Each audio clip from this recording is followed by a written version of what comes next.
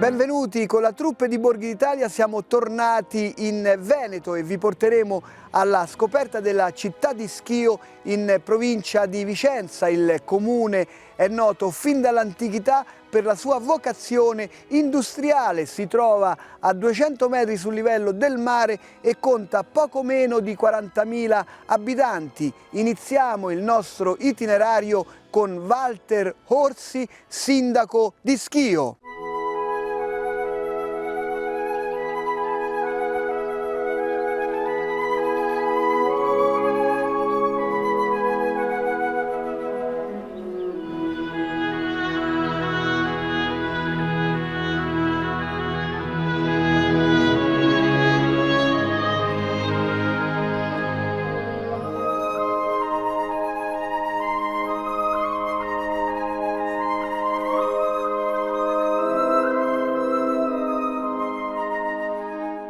Ben arrivati a Schio, è una cittadina di poco meno di 40.000 abitanti che ha radici profonde nella storia, che ha una grandissima vocazione verso il sociale e verso l'innovazione. La storia che caratterizza la nostra città è il grande sviluppo economico che parte al suo grande epilogo all'inizio dell'Ottocento con l'industria manifatturiera legata al tessile, un grande personaggio, Alessandro Rossi, che ha dato vita alla rivoluzione industriale in Italia. Una cittadina che offre moltissimo dal punto di vista naturalistico, dal punto di vista anche di archeologia industriale, ma anche di palazzi storici. Il bellissimo Giardino Jacquard, che è uno dei pochissimi esempi di giardino romantico che è in fase di ristrutturazione, che sarà riconsegnato presto non solo alla città, ma all'Italia tutta.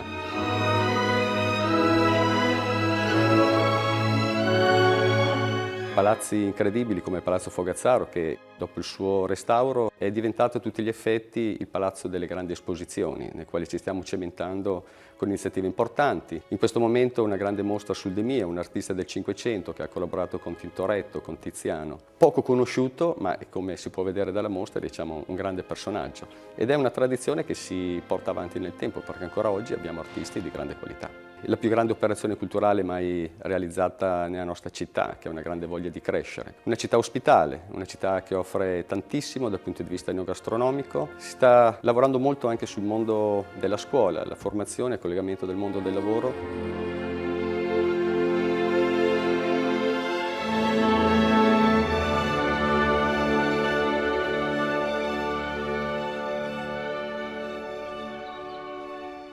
Nella tradizione della città sociale stiamo anche realizzando un parco inclusivo che sarà il più grande di tutto il Veneto, un parco quindi attrezzato anche per persone non normodotate. Nell'ottica che una città deve essere aperta a tutti e quindi non ci si può limitarsi ad abbattere le barriere architettoniche, ma bisogna anche realizzare strutture che diano veramente la possibilità a tutti di vivere tranquillamente e a volte anche giocare e svagarsi.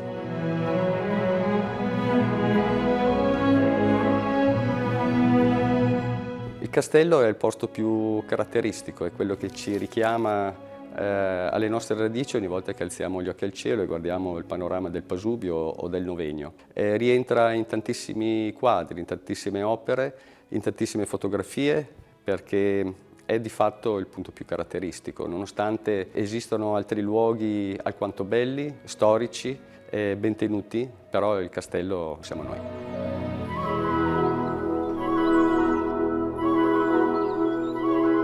Schio per me è una città meravigliosa, è una città che racchiude la storia e dalla propria storia riesce continuamente a rigenerarsi, quindi è uno scrigno nel quale ognuno può trovare quello che cerca.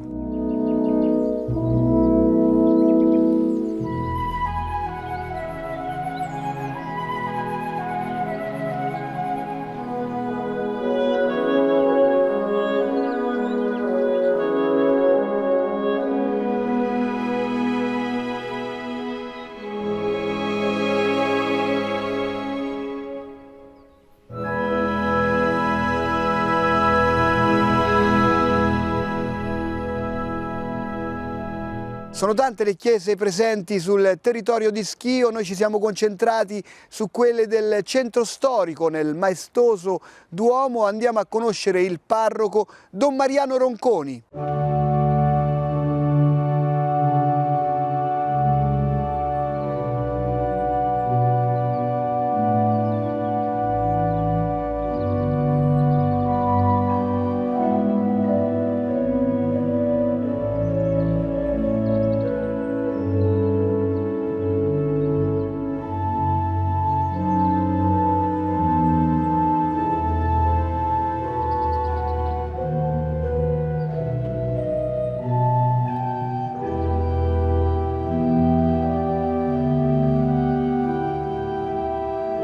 Ci troviamo nel Duomo di Schio, il luogo più bello che abbiamo, il luogo religioso, e siamo nel luogo dove si raduna la comunità cristiana, anche se a differenza degli anni chissà quando, adesso è più limitata l'affluenza, in quanto abbiamo varie altre chiese. Però sappiamo che per noi il valore fondamentale non sono gli edifici. Questo edificio è frutto della fede di tutta la nostra gente, dei nostri avi. È una delle prime espressioni dopo la chiesa madre che è a Pieve Belvicino.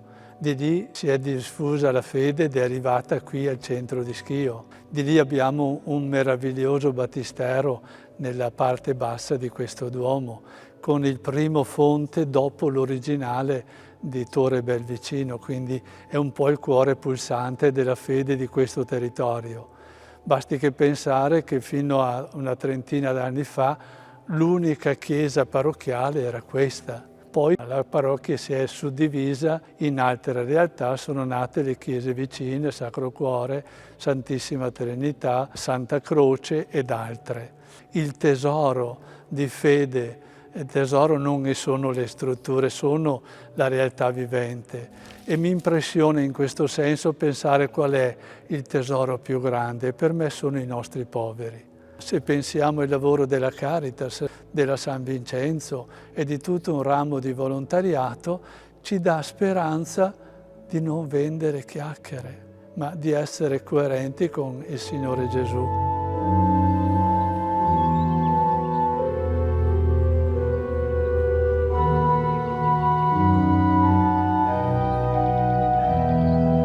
È vero che c'è stata una denatalità, però è altrettanto vero che abbiamo tanti ragazzi che ci chiedono di essere aiutati nel cammino di evangelizzazione, insieme alle loro creature. Per me è l'esperienza più bella, accogliere questi piccoli, accoglierli con i loro genitori, fare comunità con le educatrici, catechiste, animatori, famiglie, comunità cristiana. Possiamo andare avanti a pensare agli tanti giovani. Fanno riferimento maggiormente all'oratorio salesiano, un'altra risorsa meravigliosa che abbiamo in parrocchia.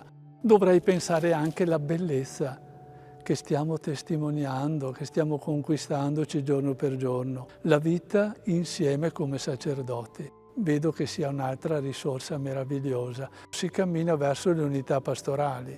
Abbiamo la risorsa di persone consacrate. Se pensate, la nostra comunità parrocchiale ha i salesiani, ha la realtà bellissima di Madre Bachita con le canossiane, ha le Giuseppine in forma più ridotta e dovremmo portare avanti l'eredità spirituale che ci hanno lasciato le agostiniane. E poi l'altra eredità, quella di Cappuccini. Anche questi 6-7 anni fa ci hanno lasciati. E però la Chiesa e l'insieme del monastero è una realtà ancora viva.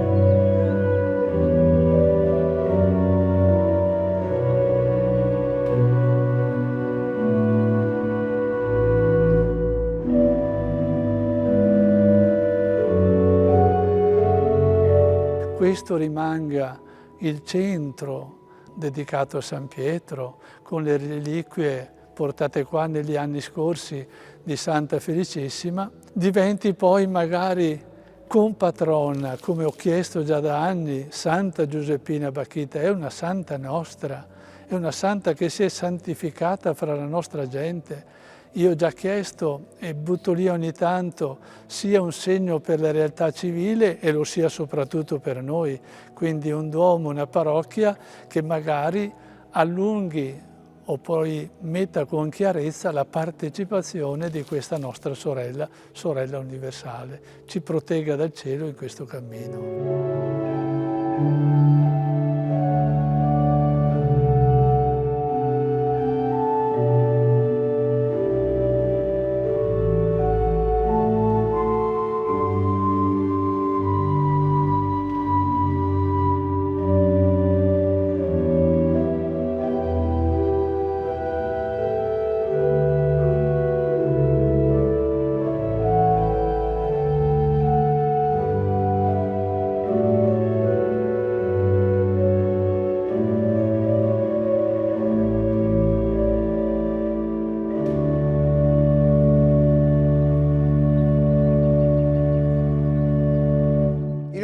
splendido ristorante di Schio andiamo a degustare alcuni piatti della tradizione locale. La parola allo chef Claudio Ballardin.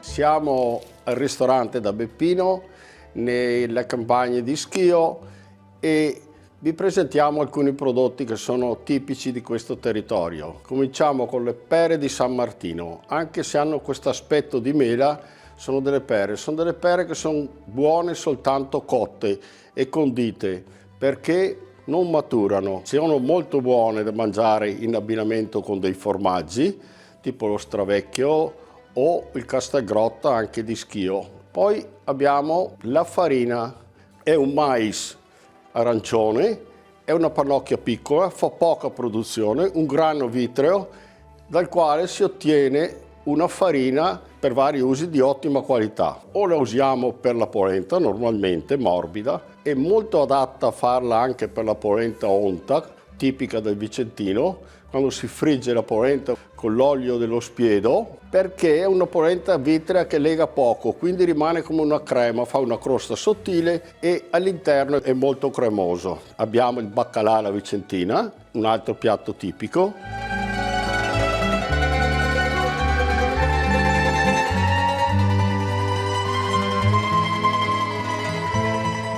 Poi si possono fare i saletti, che sono dei biscotti con dell'uvetta e del burro, una frolla. Con lo stesso impasto si fa un dolce, una frolla rustica. In mezzo viene messo la frutta, magari le pere di San Martino cotte nel vino, oppure i frutti del brolo che si trovano, un po' di uvetta. Si racchiude in questo guscio di frolla fatta col mais e risulta molto piacevole e croccante. Un altro piatto tipico qui della zona di Schio sono i gargati col consiero. Sono dei maccheroni che hanno un foro molto sottile, fanno parte della nostra storia, si trafilavano con torchio. E consiero, consiero deriva dalla parola condimento, conserva. Questo condimento era usato principalmente con lardo e scalogno e veniva fatto un'aggiunta dei frutti di stagione. Col gruppo Ristoratori Scledensi abbiamo fatto un calendario per aggiungere i frutti della stagione. In questa stagione abbiamo il radicchio e abbiamo i funghi. I gargati hanno una caratteristica: vengono cotti mezz'ora e poi rimangono un altro quarto d'ora nell'acqua. Qui nelle campagne c'è sempre più in uso la zucca. Noi la prepariamo come spaghetti, viene trafilata con un piccolo tornio da verdure. Questi spaghetti sono cotti a vapore o anche in acqua ma per pochi secondi e poi vengono conditi con olio di oliva, con pomodorini passiti e come si vuol fare. Diventa un piatto anche vegetariano. Sempre tra le riscoperte fatte col gruppo Ristoratori di Schio abbiamo il coniglio alla valleogrina, in questo caso disossato, c'è l'uvetta, c'è la cannella, c'è una pasta di salame, c'è il fegato e questa salsa veniva abbinata al coniglio, alla cacciagione come lepre o alla faraona, era molto in uso. La soppressa tipica non solo di Schio ma di tutto un territorio abbastanza vasto. Questa soppressa che vedete ha un altro particolare, ha un'anima di lardo. Questa soppressa la chiamavano la bocconata o la primavera per le grandi occasioni. Il ristorante è specializzato per i bolliti. Il bollito è un metodo di cottura e quindi dire quanti tipi di bolliti si possono fare è infinito. Io potrei dirvi 7 ma posso dirvi 20, 30 perché è un metodo di cottura.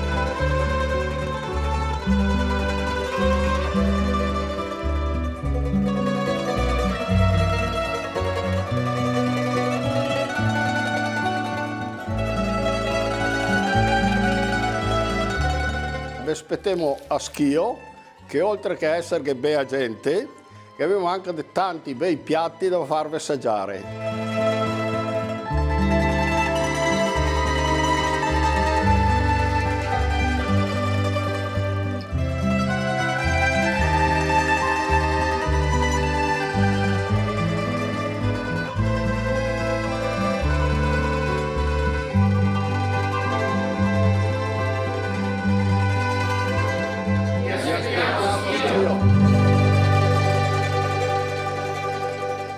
con Don Raimondo Sinibaldi andiamo a scoprire l'antica Romea Strata che attraversa la città di Schio.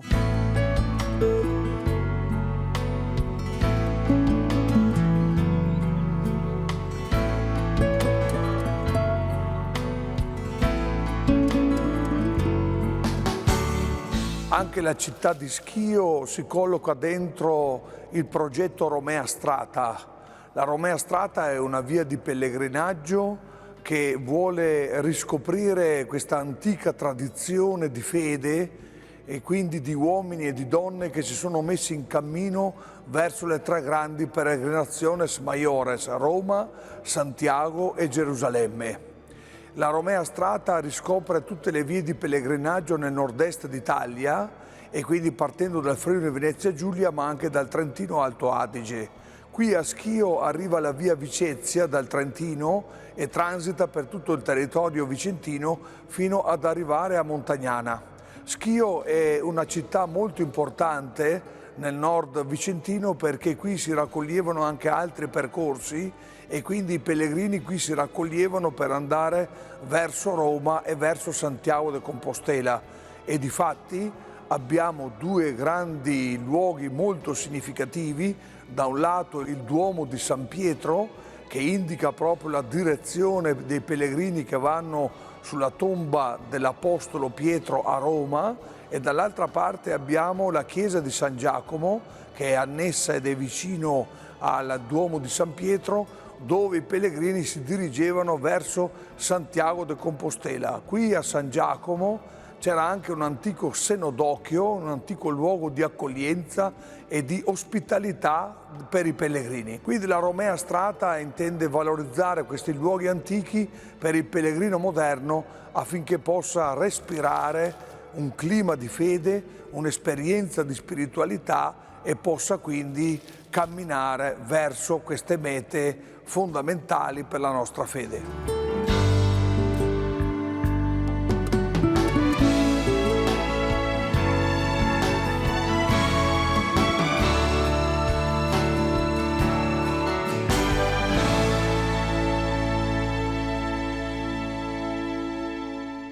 E l'industria del tessile nel passato ha fatto conoscere Schio in tutta Europa. Andiamo a saperne di più con il professor Mariano Nardello.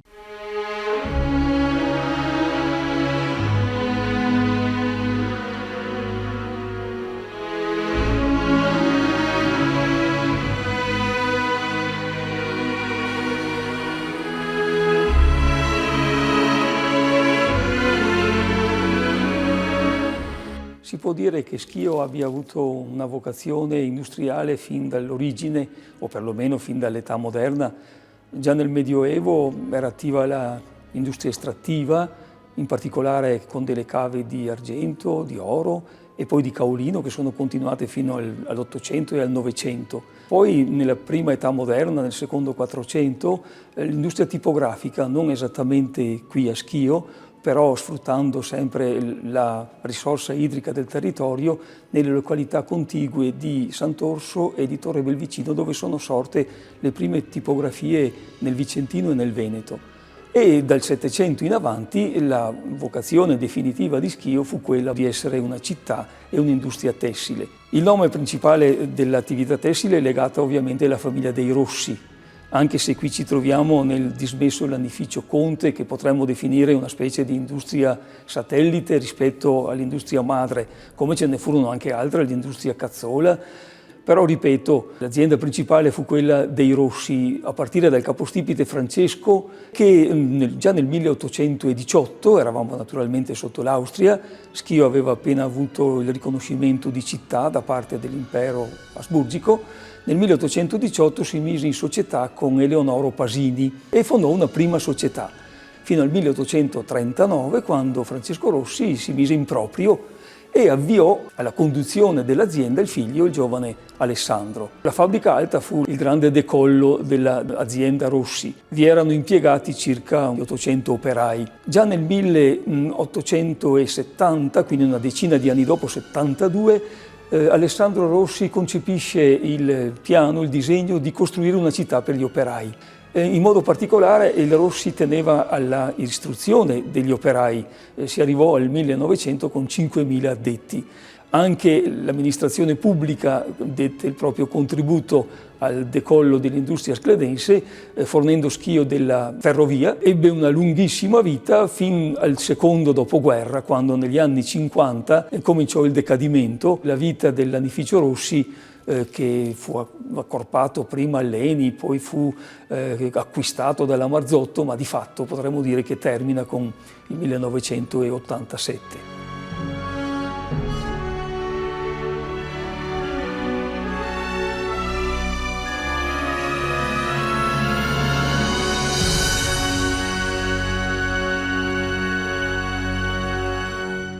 Con Madre Maria Carla Frison andiamo ad approfondire la conoscenza di Santa Giuseppina Bakhita, che ha lasciato la sua vita terrena l'8 febbraio del 1947 a Schio.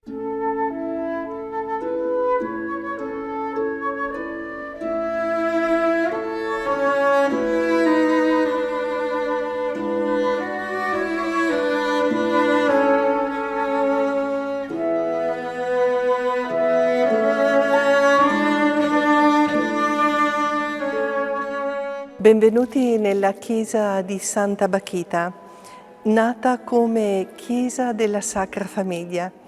Incredibile ma vero, questa chiesa è cominciata prima che lei nascesse, e qui proprio si avvera la parola di Dio che il Signore ci precede coi suoi disegni di provvidenza e di bontà. In questo luogo nel 1902 è arrivata Santa Giuseppina Bakhita, i cui resti sono sotto l'altare maggiore. In questi ultimi anni sono molto aumentate le persone dell'Est Europa. Ecco chi è Santa Bakhita, è la santa per tutti.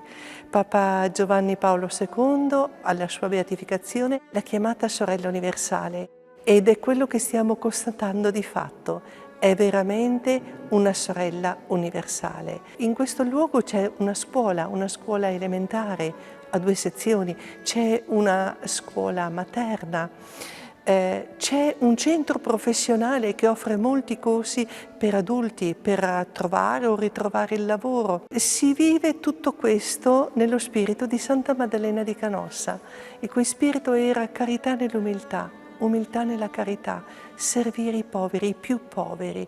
E Bakhita ha trovato in Maddalena esattamente questo.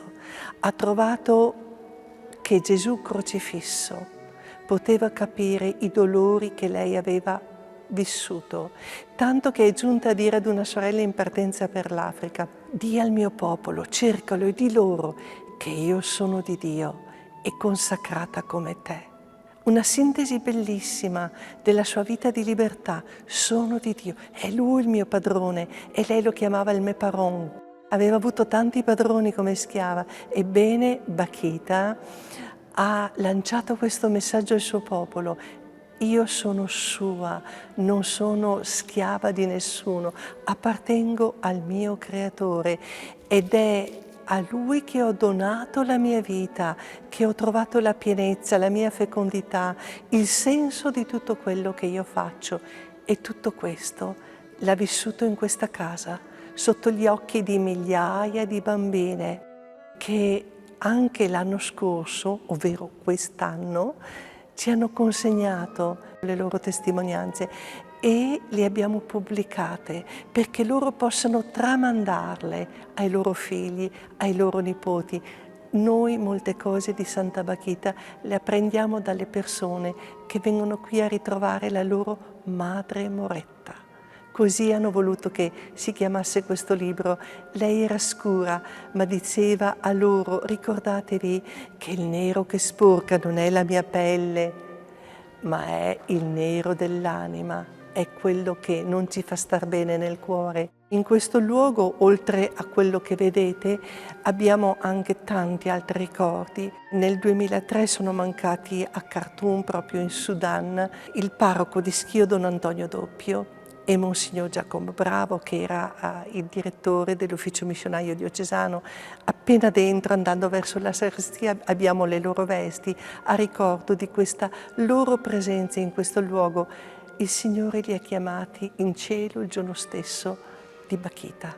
E questa coincidenza ha fatto arrivare qui centinaia di persone nella sua festa e ancora arrivano, tanto che in questi ultimi anni abbiamo dovuto moltiplicare le sante messe per poter accogliere tutti, perché qui ci si scavalca sopra gli altri. Ecco, la festa di Bakhita è veramente una grande gioia per Schio, perché ci fa comunità, una comunità qui in terra, ma che si è già cominciata a riunire in cielo.